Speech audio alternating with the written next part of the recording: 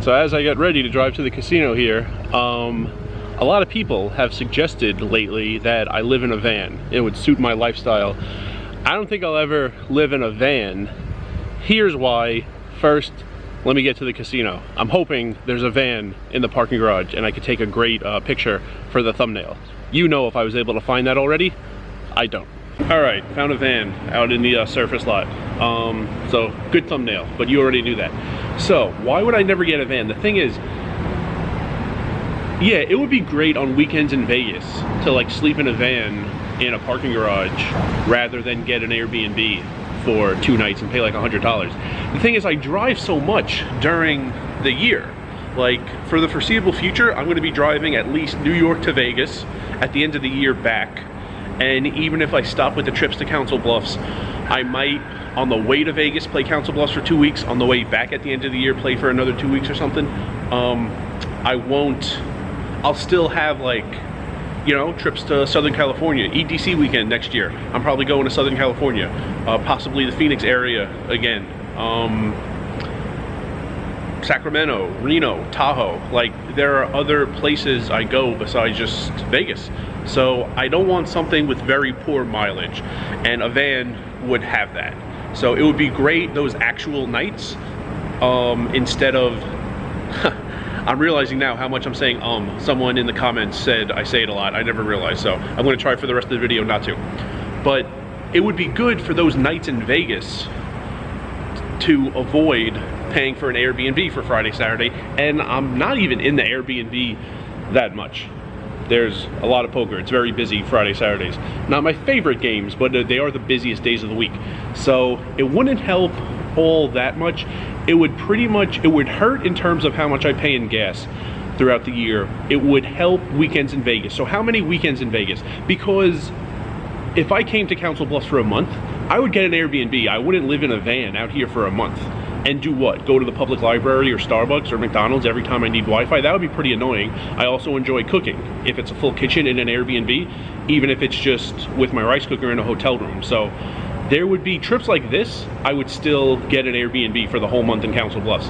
Even during the week in Vegas, of course the free nights, when I have, when I have the comps to pay for Sunday through Thursday at Harrah's, for example, of course I would take Harrah's up on that offer and pay $0 and live indoors for 5 days. Even Excalibur, I would much rather pay like $160, $175 over 5 days and stay in a room in Excalibur rather than live in a van. There's Wi-Fi, I can cook things in my rice cooker. A bed is more comfortable than sleeping in a van. So it would really only be weekends in Vegas. And how many is that? All of February, you know. In January, I'm in New York for some of it, and I might be in Council Bluffs on the way to Vegas next year, and then February. So like 4 weekends in February. Maybe 3 weekends in March, because during March Madness, my friend from Kansas is going to come to town, and we're going to stay on the Strip. Maybe 4 weekends in April. Maybe 3 in May. May has EDC weekend where I leave town, and I'm probably going to Southern California next year. So far, we're up to 14 weekends. Then there's June and July. If I'm ever in Vegas in June and July, it's because I'm dealing and I would have a room. If I ever leave, I would get an Airbnb in another city like I did here in Council Bluffs last year. So we're up to 14, and now we're in August. 4 more in August, 4 more in September. That's like 22 weekends. October has a lot of conventions. Last year in October, this year in October, full month Airbnb, even in Vegas, because the conventions are making the hotel rates so expensive. That guy is blasting his terrible music for some reason.